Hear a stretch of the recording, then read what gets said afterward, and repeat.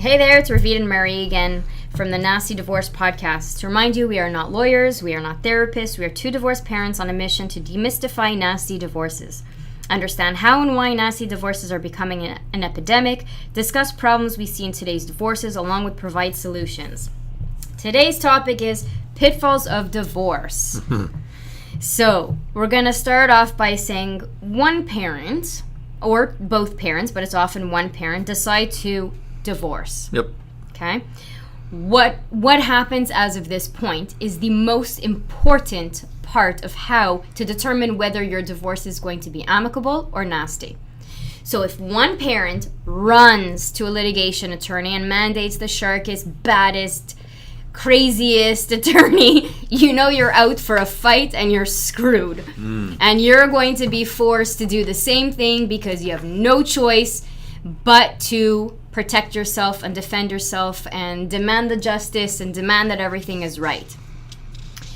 The other flip part is that if both parents decide to determine from the get-go that they agree that they're not going to blow their money away at attorneys, then they have a chance of surviving this divorce with much ease. Agreed? Yep. Okay. So we're going to talk about who gets affected by the divorce. Do you believe that children of all ages, regardless of, how old they are when your parents decide to divorce, are affected by divorce? Absolutely. Okay. 20, 25-year-olds with their parents, having been mom and dad forever. Yes. And all of a sudden, it's all they know exactly, and they are still shattered by you're divorcing? And it's a whole adjustment. It is a massive change for everyone involved. So why is it that the parents who litigate especially don't think of the children when they have this excessive litigation obsession? Why is it that they think that the only way they can protect the children is by demanding justice and demanding that a judge who knows nothing about them or their children will decide their life for them? How is it that a parent who feels that actually feels that they're protecting the children? You come from this is from such a different place than I do. I didn't have a nasty divorce. Right. And my second one wasn't nasty either. But Lucky you. Yeah, and that's because I think I don't like fighting. Okay. And I didn't want to have that in my life. And I could also see this is going to be tough on the kids. Yes. Do I want to add to that tough time they're going to have by being a dick? Absolutely. And so, no, so I kind of went along. But, I wasn't treated unfairly either. I don't want that to be out there.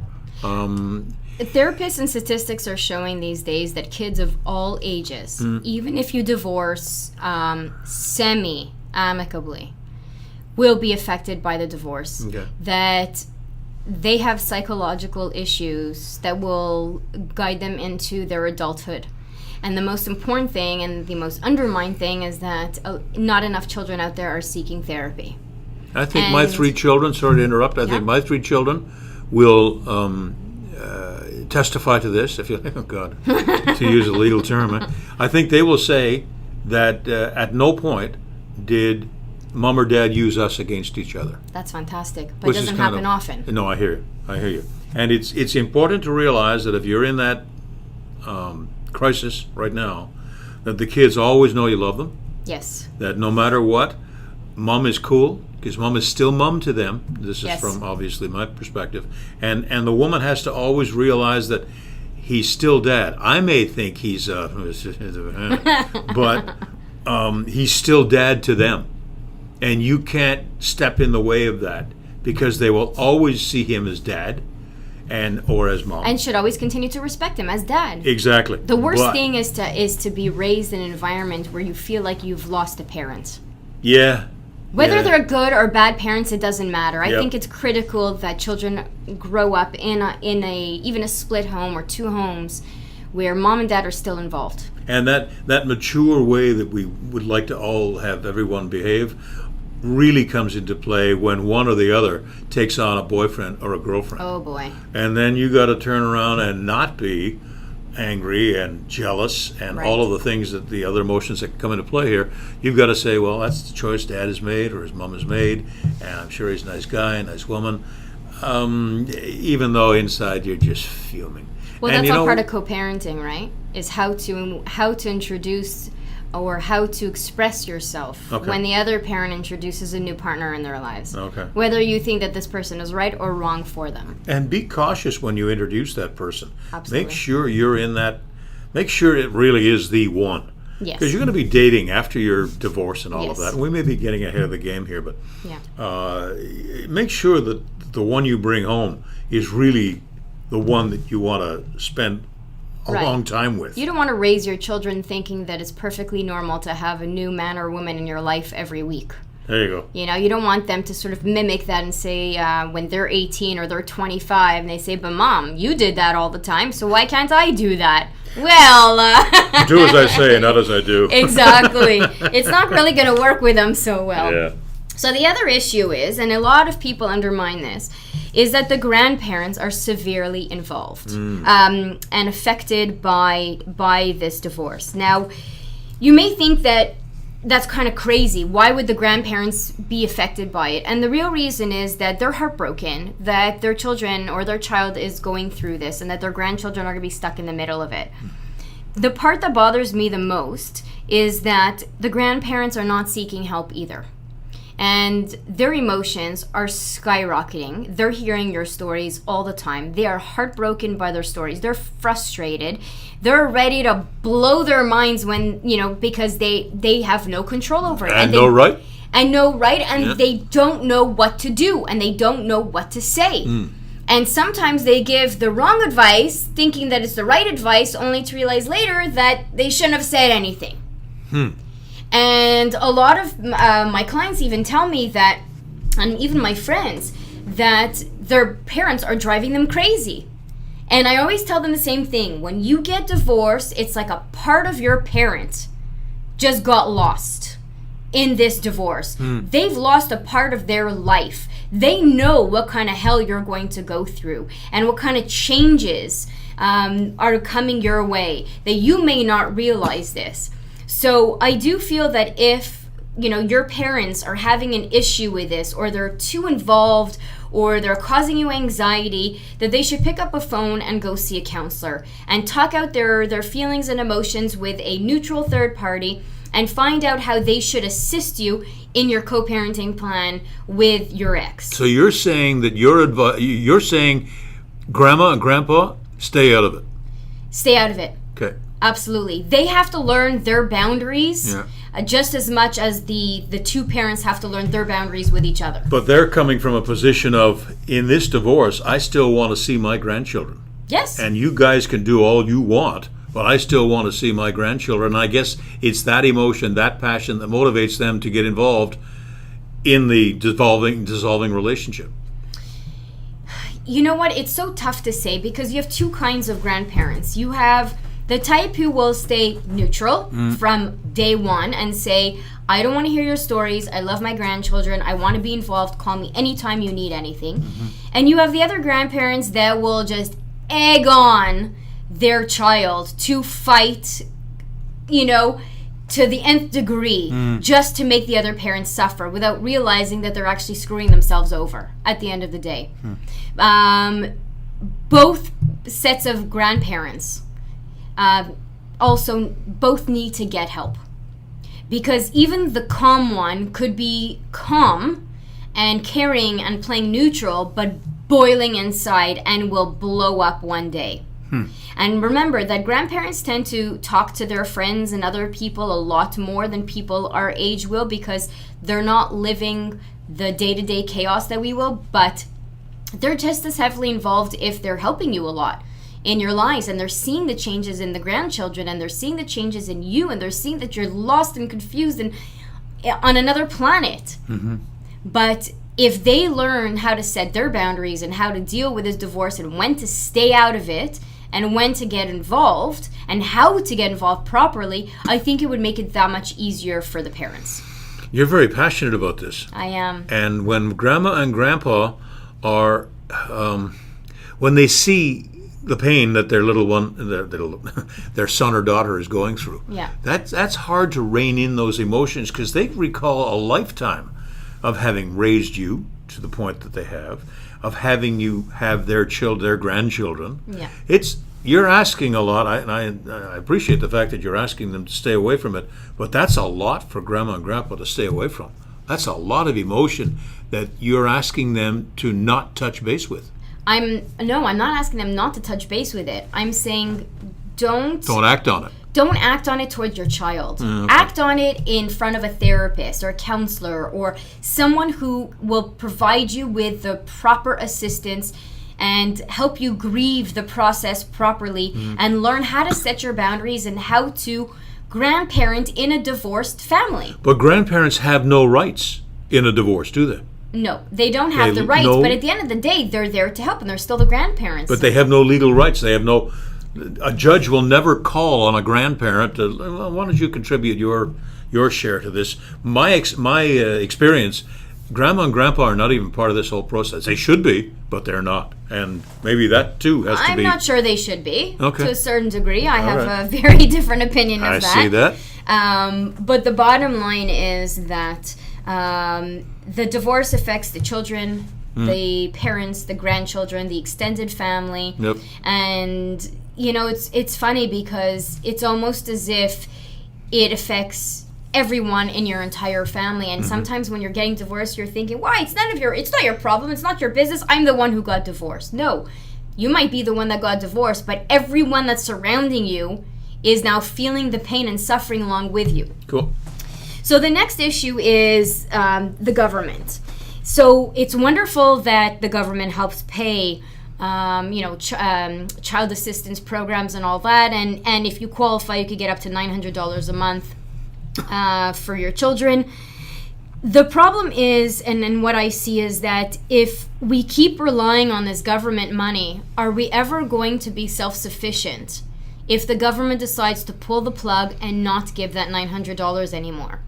Are we able to get on with our lives and become independent and become financially stable to the point where we won't need that money?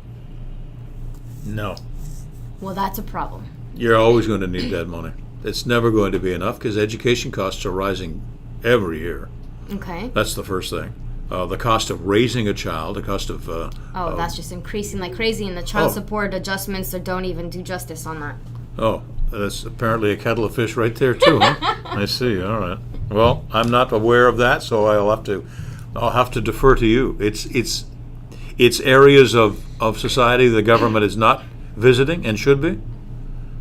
You're suggesting the government ought to get going and do more? I think the government has to help the nasty divorced parents in some other shape or form in order for them not to get to the point where they're relying on the $900 to survive. If the $900 is there to assist, that's great. But if you're relying on every penny, that $900 to buy food, there's a problem going on there. This is a good opportunity to advise our listeners that every once in a while, and perhaps more on a regular basis, we're going to be having experts in on these conversations. We are, absolutely. You could join in on the conversation on Facebook or LinkedIn. It's spelled Ravitrose. Feel free to suggest topics you'd like us to discuss. One of the other issues, and we're going to have experts coming in to talk about this also, is that when a parent goes through excessive litigation and spends a lot of time and funding their attorney who is so happy to be fighting their battles and wars. What happens at the end of the day is that the parent is draining their savings. Yep. And could very possibly end up in bankruptcy or on welfare. And the day that they decide to retire, guess what? There's no money in your pension plan. What are you going to do then? So the question is it even worth it to spend the $100,000, even $50,000, because that $50,000 is going to take you a lifetime to resave when you're in your mid-40s, single parent, and raising 2 children. Every time you talk about this, the money thing, I mean, I can't connect to it. I cannot, because it scares me that all that money that could be going toward the children or vacations for yourself or for your ex is now in gone. it's in the bank account of the lawyers that have been Exactly. More than happy to take this into their lives, and thanks very much for the money, and off they go. Yeah. They're laughing at you all the way to the bank, actually, thinking, you know what this $5,000 was for? This is because Dad forgot Sally's shoes at his house. And we went back and forth for 4 hours because, let's role play, okay? You forgot Sally's shoes at your house, and I am pissed. And I go to my lawyer, and I have my lawyer send your lawyer a letter saying, give us back the pink shoes. You're going to have them. Okay. But oh, no, I'm so easy. Like really, have the issues of pink shoes come up? Yes. Oh, that's awful. It's no, but that's like just a minor issue. Yes. Any small little issues turn into like these blown up wars with the lawyers. And what happens is, in a nasty case, because you're so peaceful, and I'm sure many women out there are thinking, oh my God, I want to marry this guy because he's so easy to get along. And they should. All of them, right? Yeah. But really... But what's happening is that the parents are going back and forth over Sally's pink shoes. So I demand the shoes. He says, no way, they're not in my house. I come back and say, yes, they are at your house. He comes back and he says, you know what, they are in my house, but too bad I paid for them through child support. And I said, well, too bad they have to stay on my house because she has the dress at my house that matches. And all this conversation is taking place between the lawyers? Yes! And how much an hour? Well, depends. If your lawyer charges you $300-$400 an hour, you're paying. Yes, but that's what's insane. That's what happens out there. Oh God! Is that it can cost thousands of dollars to get back a pair of $20 shoes? Why? Because it's all about ego, power, and money. It's not even about the shoes anymore. It's that I want to win. I don't want you to win. I want you to suffer. Oh. So it's not just the pink shoes. It could be over, grilled cheese sandwich. That I insist my children have to have a grilled cheese sandwich on whole wheat bread, and you, Murray, you terrible dad that you are, gave them a grilled cheese sandwich on white bread. Yep. And you and I are fighting it out now for hours at a time because of that. And we're laughing now, but I know that in the moment, in the heat of the moment, both parents are not thinking logically. Right? They're just trying to fight, and they're not looking at what's happening in front of them. And you're suggesting the lawyers take that emotion and play it up Escalate to each other and... Duh. Well, that's, so they're going to the bank and saying, check, just made $5,000 because of Sally's pink shoes. And white bread. Of client 1, 2, 3, and 5. Check, grilled cheese issue. And these are just tiny, minor issues. There's like a million different stories out there. And is this to suggest that this happens a lot? Yes. Oh. You're so amazed. I really am. Oh my God. It would have been so nice to divorce you. My questions are very naive, but I haven't begun to live. And am I ever glad I never visited this part of society? Yes. I've been to court a couple of times for other reasons that we won't get into here, but it was never on such to my mind, meaningless. But I guess in the emotion of the moment, yes, these are very big issues. They are. You are not going to win, and I don't care if the issue is pink shoes or white bread. Exactly. I'm winning this one. Because if I set the standard from the beginning that I'm going to give you everything you want, you're going to think I'm a sucker. Isn't that insane? Yep. And this is how people think that they can co-parent, right? And then you have parents who think, sure, I know how to co-parent. We just don't talk to each other. We completely ignore each other, and they say everything is quiet. But what happens if Murray plays quiet and then Ravit decides one day to open Pandora's box? Guess what's going to happen? I don't know. What's in that box? What do you mean Pandora's box? How do you mean? Meaning I decide that I can't keep the peace anymore that you and I have enjoyed for the last couple of years, and now I want to change, and I know it's going to piss you off. Because you're not going to like it. So I open Pandora's box and I open a discussion about something. Because don't forget, we've never spoken to each other, right? And we've completely ignored each other. All of a sudden, I need something from you. And I need to have a discussion with you. But we don't know how to do that. So do you think that you and I are going to be peaceful? Chances are we're not going to be peaceful anymore. So a lot of people think, you know what, as long as I ignore my ex and I don't talk to him and I don't email him and I don't ask him for anything and I don't chase after my child support money and I don't do anything, everything's going to be really quiet and he's going to forget that I exist. Nuh-uh. He's not going to forget that you exist. Oh, I'm a babe in the woods. Face is red. Yeah, jeez. Yeah. And then when you meet people out there and you hear their stories, you know, I'm used to it already, so I'm just like, yeah, that's normal. And they're like, how is it that you don't realize how angry I am? And I said, because one day you're going to laugh about it, and one day it's not going to be that important. At the end of the day, you're talking about something so minor, and you're turning it into something so major. So the bottom line is that you haven't grieved properly, because if you're still sticking emotions into every one of your conversations, it means that you haven't gone over it. So if you haven't gone over your divorce yet, you're not going to be able to have a conversation with him, not even 5 years from now. And so a lot of people misunderstand and think that as long as I ignore him or ignore her, everything's going to be fine. It ain't going to be fine. So I got nothing. I really have nothing. I'm looking at you go, and I'm sitting here going, well, what world have I been living in? Because in a very peaceful, amicable life, which is fantastic, and I really wish at some point that I lived your life. But if I lived your life, I wouldn't be here today. Exactly. So I don't regret that. So you're suggesting that the majority of divorces are nasty. Okay, so statistics are showing that out of the 60% divorce rate, 30% of those people need moderate help, but they can sort of figure it out on their own. Good. The other 30%, 15% of them have a whole load of issues and end up in court all the time, and the other 15% actually need a lot of help and mediation on its own might not be enough. So we're looking at 30% of the divorcing population that actually need quite a bit of help, from moderate to extreme help, in order for them not to get to the point of high conflict or to try to reduce their high conflict divorce to a normal level. So please share your stories with us. I think that Murray needs a little break right now. Oh, yes, he does. He has no idea what he got himself into. Join in on the conversations. Share your stories on Facebook or LinkedIn. We need to educate Murray a little bit more on nasty divorces so he realizes what people have gone through. Facebook or LinkedIn at Ravit Rose, RAVIT ROSE, and feel free also to suggest any topics you want Murray to dig into. Have yourself a day that matters. See you next time.